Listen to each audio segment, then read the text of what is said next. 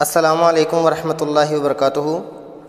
پاکستان کی نظریاتی اساس، اس کا ہم نے یہ جو دو نظریات جو تدریسی مقاصد ہے وہ پڑھ لیے تھے۔ آج جو تیسرا اس کا جو تدریسی مقصد ہے وہ ہے ہندوستان میں اسلامی دور حکومت کے دوران اسلام کی بنیادی اقدار، مسلمان، مصلحین اور سماجی و ثقافتی حوالے سے نظریہ پاکستان کی وضاحت کر سکیں۔ تو یہ آپ دیکھ سکتے ہیں پیج نمبر 9 کے اوپر یہ والی ہیڈنگ ہے، ہندوستان میں اسلامی دور حکومت کے دوران میں اسلام کی بنیادی اقدار، مسلمان، مصلحین اور سماجی و ثقافتی حوالے سے نظریہ پاکستان کی وضاحت۔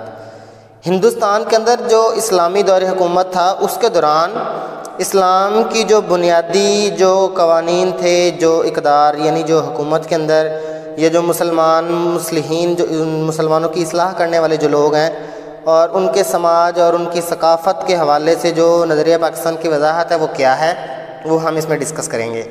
نظریہ پاکستان اسلامی جمہوریہ پاکستان کی روح ہے۔ جو نظریہ پاکستان ہے وہ اسلامی جمہوریہ یعنی اسلام کے مطابق بھی ایک انہوں نے ایسا نظام بنایا ہے جو جمہوری نظام ہے لیکن وہ اسلام کے اصولوں کے مطابق ہے۔ تو وہ یہ کہہ رہے ہیں کہ یہ اس کی روح ہے اور اس کی وجہ سے ہی محفوظ اور سلامت ہے۔ یہ بات کتابوں کی حد تک تو ہم کہہ سکتے ہیں کہ جو نظریہ پاکستان ہے وہ اسلامی جمہوریہ کی روح ہے، لیکن حقیقت میں ایسا نہیں ہے، کیونکہ جو نظریہ پاکستان ہے وہ جمہوری نظام کے اندر نہیں ہے۔ اس کا نظام تو ایک الگ سے اسلام خود ایک نظام دیتا ہے۔ اسلام مکمل ضابطۂ حیات ہے۔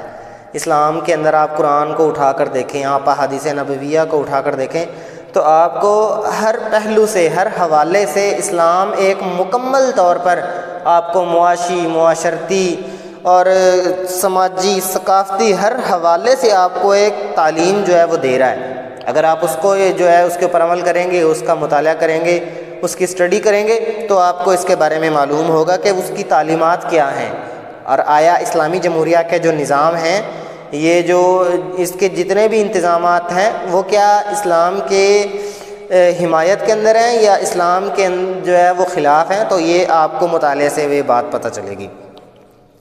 پاکستان کے وجود کا انحصار اسی نظریہ پر ہے جس کی بنیاد پر یہ وجود میں آیا۔ ظاہری بات ہے پاکستان کا جو وجود کا انحصار ہے وہ کس کے اوپر ہے؟ لا الہ الا اللہ کی بنیاد کے اوپر اس کا وجود ہے اور اسی کے اوپر یہ انحصار کرتا ہے جس کی بنیاد پر یہ وجود میں آیا۔ برصغیر کے مسلمانوں نے پاکستان اسی نظریے کے تحت قائم کیا اور یہی نظریہ اسے مضبوط اور مستحکم رکھ سکتا ہے۔ اسلامی اصولوں کے نفاذ کے لیے ہی پاکستان قائم کیا۔ ظاہری بات ہے پاکستان ہم نے کس لیے قائم کیا؟ لا الہ الا اللہ کی بنیاد کے اوپر قائم کیا۔ قائد اعظم نے بھی یہی بات کی کہ تم جس کی عبادت کرتے ہو بتوں کی، ہم ان کی عبادت نہیں کر دیتے، جبکہ یہ بات اللہ تبارک و تعالیٰ نے نبی کریم صلی اللہ علیہ وآلہ وسلم کے ذریعے جبریل امین کے تھرو پوری دنیا کو، پوری امت کو یہ بات اسی دن بتا دی تھی کہ قل یا ایھا الکافرون، کہ اے محمد کافروں سے کہہ دو لا اعبد ما تعبدون، میں اس کی عبادت نہیں کر سکتا جس کی تم عبادت کرتے ہو، لہٰذا تمہارے لیے تمہارا دین ہے اور ہمارے لیے ہمارا دین۔ اب اسلامی اقدار کیا ہے؟ اسلامک ویلیوز، اسلام کی جو ویلیوز ہیں وہ کیا ہے؟ برصغیر کے مسلمانوں نے پاکستان کے مطالبے کے وقت یہ طے کیا تھا کہ اسلام کے سنہری اصولوں پر مبنی معاشرہ بنایا جائے گا جہاں اسلامی اقدار مثلاً انصاف، مساوات، آزادی اور رواداری کو فروغ دیا جائے گا۔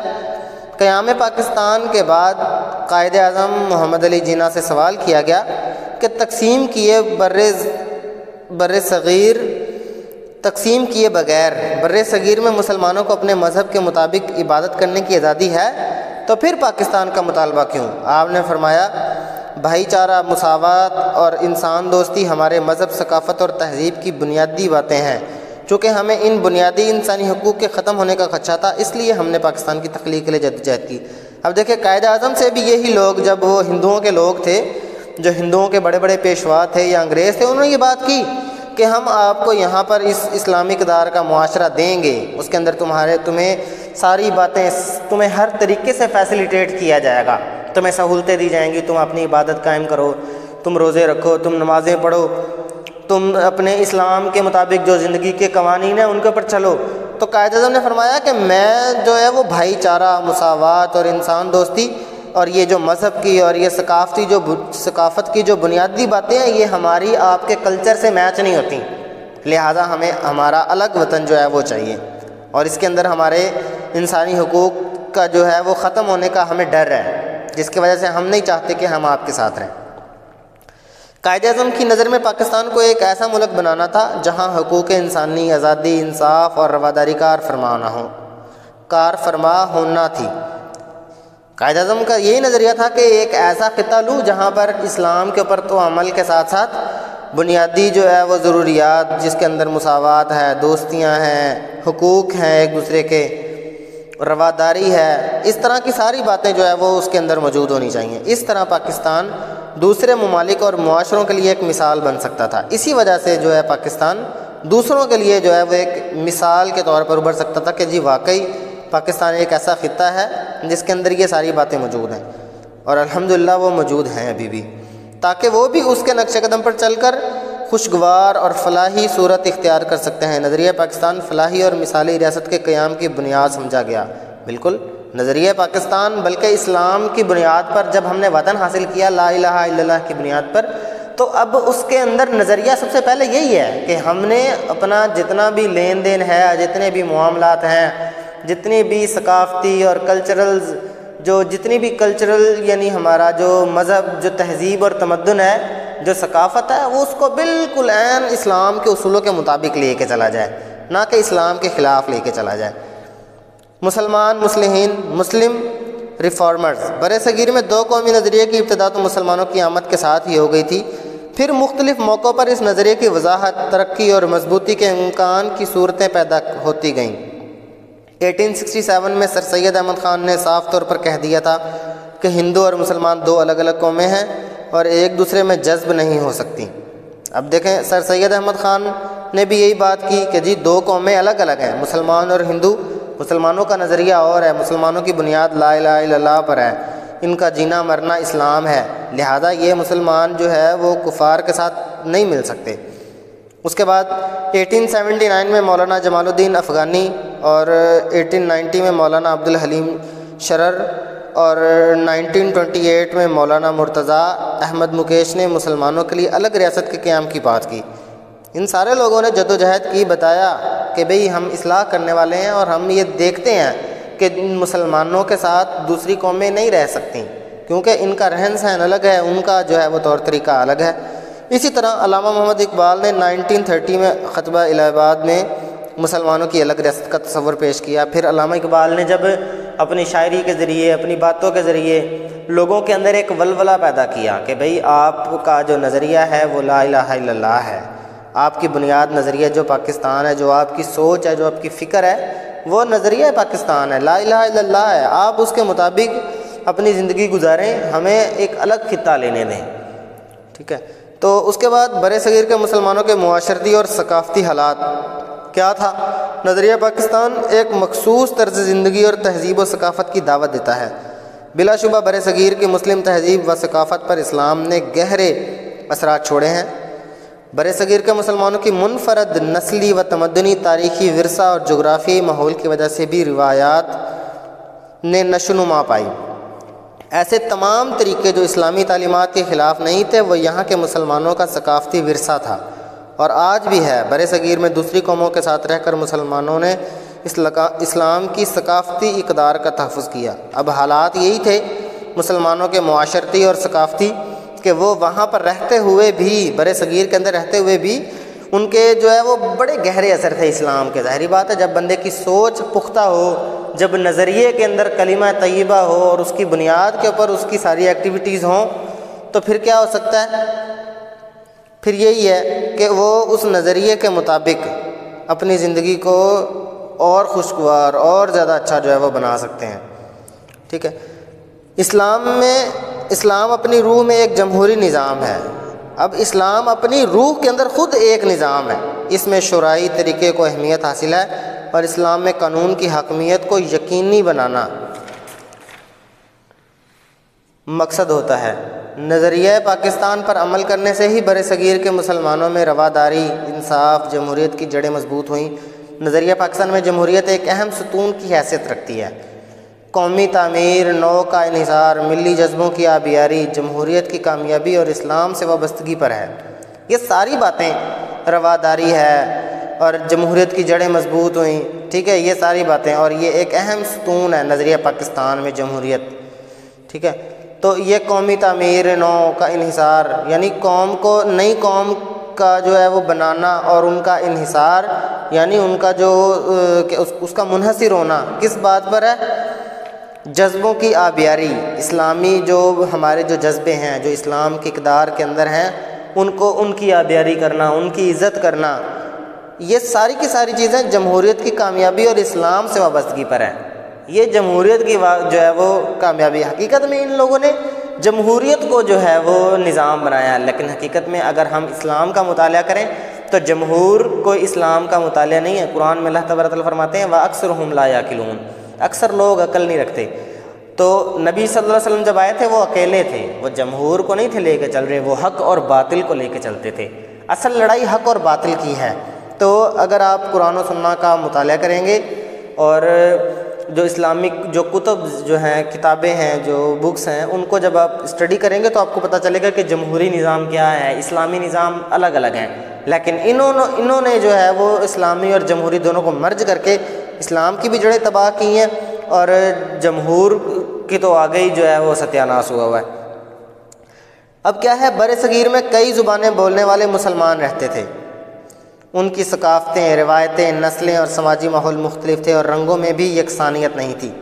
دین اسلام ہی وہ واحد طاقت تھی جو تمام مسلمانوں کو ایک قوم کے سانچے میں ڈھالے ہوئے تھی۔ اسلام کی روح سے مسلمان کا بھائی ہے، اور مسلمان ہمیشہ اپنی پہچان اپنے مذہب کے حوالے سے کراتے تھے۔ علامہ اقبال نے مذہبی بنیادوں پر زور دیا اور کہا کہ مسلمان دین اسلام کی وجہ سے ایک ملت ہے اور ان کی قوت کا انحصار اسلام پر ہے۔ انہوں نے مسلم ملت کی اساس کے حوالے سے حقیقی تصور اپنے اشعار میں یوں پیش کیا: اپنی ملت پر قیاس اقوام مغرب سے نہ کر۔ علامہ اقبال کیا کہتے ہیں کہ اپنی ملت پر قیاس، یعنی جو قیاس کرتے ہیں نا ہم، قیاس ارائیاں، یا جس کو ہم کہہ لیں کہ جی ہم ذہن جو ہے وہ سوچتے ہیں قیاس کہ یہ ایسا ہو سکتا ہے، وہ کہتے ہیں کہ اپنی ملت پر جو قیاس ہے وہ اقوام مغرب سے نہ کر۔ مغرب کی اقوام کو لے کر، یورپنس کو جو ہے وہ لے کر، انگریزوں کو لے کر نہیں قیاس کرنا کہ ہماری قوم یورپ کی جیسی بنے۔ خاص ہے ترکیب میں قوم رسول ہاشمی، اس کام کے لیے اس ترکیب میں تجھے قوم رسول صلی اللہ علیہ وسلم جو ہاشمی جو گھرانے سے تعلق رکھتے تھے ان کی ترکیب کو لے کر جب چلو گے پھر آپ کو پتہ چلے گا کہ آپ کی جو قوم جو ملت ہے اس کا قیاس کیا ہے۔ ان کی جمعیت کا ہے ملک و نسب پر انحصار۔ ان کی جو جمعیت تھی، جو صحابہ کی تھی، جو نبی کریم صلی اللہ علیہ وسلم کی مسلمانوں کے ساتھ جو ان کا تعلق تھا، جو ان کا انحصار ملک اور نسب کا تھا، قوت مذہب سے مستحکم ہے جمعیت تیری۔ جو تیرا قوت مذہب ہے، اسلام کے ساتھ جب تک تو طاقت ہے، اسلام کے اندر رہتا ہوا جب تک تو رہ رہا ہے، تو اسلام کی وجہ سے، اسلام کی بدولت، تیرے مذہب کی بدولت تو مستحکم ہے، اور جو تیری جمعیت ہے اور جو تیری ترقی ہے وہ بھی اسی کی بدولت مستحکم ہے۔ اگر یہ نہیں ہے، اس قوت مذہب کی قوت نہیں ہے، اسلام کی طاقت تیرے پاس نہیں ہے، تو مسلمان نہیں ہے، تو مستحکم نہیں ہے، تیری جمعیت، تیری ترقی کسی کام کی نہیں ہے۔ کانگریس اور انگریز حکومت کی مشترکہ قوت قائد اعظم اور آل انڈیا مسلم لیگ کے مضبوط ارادوں کی راہ میں رکاوٹ پیدا کر رہی تھی۔ قائد اعظم ان دنوں سے مسلمانوں کو آزادی دلانا چاہتے تھے۔ ہندوؤں کی عددی برتری اور انگریز حکومت کی بے پناہ طاقت مسلمانوں کو پاکستان بنانے سے نہ روک سکی۔ اس کی وجہ اسلام سے مسلمانوں کا وابستہ ہونا تھا۔ قائد اعظم اسلام کی سربلندی اور مسلمانوں کے تحفظ کے لیے مسلسل کوشاں رہے، اور مخالفتوں کے پہاڑ بھی ان کا راستہ نہ روک سکے۔ مسلم قوم نے اپنے عظیم قائد کی سربراہی میں اپنے آپ کو ایک مضبوط اور بھرپور قوم ثابت کیا، اور ملی اتحاد کے ذریعے مسلمانوں کے جداگانہ قومیت کے تصور کو کامیاب بنایا۔ یہ تصور نظریہ پاکستان کہلاتا ہے۔ حالانکہ دیکھا جائے انڈیا کے اندر جمہوریت اگر دیکھی جائے تو انگریزوں کی زیادہ تھی، ہندو زیادہ تھے، دوسرے مذاہب جو ہیں ان کی تعداد مسلمانوں سے زیادہ تھی، لیکن مسلمانوں کا جو نظریہ تھا، جو مسلمانوں کی جو سوچ تھی وہ اعلیٰ تھی، وہ اسلام کے بنیادی اصولوں کے مطابق تھی۔ ان کے اندر مساوات اور جو اخوت ہے، جو بھائی چارہ ہے، اور ایک دوسرے کے حقوق کی جو ہے وہ کیا اس کو کہتے ہیں، حقوق کا درس دیا تھا کہ بھئی ایک دوسرے کا حق رکھنا ہے، ایک دوسرے کی حق جو ہے وہ اس کو توڑنا نہیں ہے، ایک دوسرے کے حقوں کو ضائع نہیں کرنا۔ تو یہ ساری باتیں مسلمانوں کی قوم کے اندر یہ ہمیشہ کے لیے تھیں، اور جتنی بھی تکلیفیں آئیں مسلمانوں نے پہاڑ بن کر اور ان تکلیفوں کو برداشت کیا، ان کو فیس کیا، اور بالآخر مسلمانوں نے ایک الگ خطہ جو ہے وہ حاصل کیا۔ تو یہ تصور یا یہ جو نظریہ ہے یہ نظریہ پاکستان کہلاتا ہے کہ کتنی بھی تکلیفیں ہوں، پریشانیاں ہوں، کچھ بھی ہو، آپ کا جو ویژن ہے، جو اسلامک جو سوچ ہے، جو اسلام کی جو اصولوں کے مطابق زندگی کے جو ثقافت ہے، کلچرل جو جتنی بھی چیزیں ہیں، ان کے عین مطابق آپ نے زندگی کو گزارنی ہے۔ یہ نظریہ پاکستان تھا اور ہے۔ اللہ تعالیٰ سے دعا ہے کہ اللہ تعالیٰ ہمیں ہمارے اس نظریے کو ہمارے اندر ہمیشہ کے لیے برقرار رکھے، تاکہ ہم ایک مضبوط قوم بن کر پوری دنیا کے سامنے ابھریں اور اسلام کا بول بالا ہو۔ تو آج کا یہ ٹاپک ہمارا ختم ہوا، مجھے دیں اجازت۔ السلام علیکم ورحمۃ اللہ وبرکاتہ۔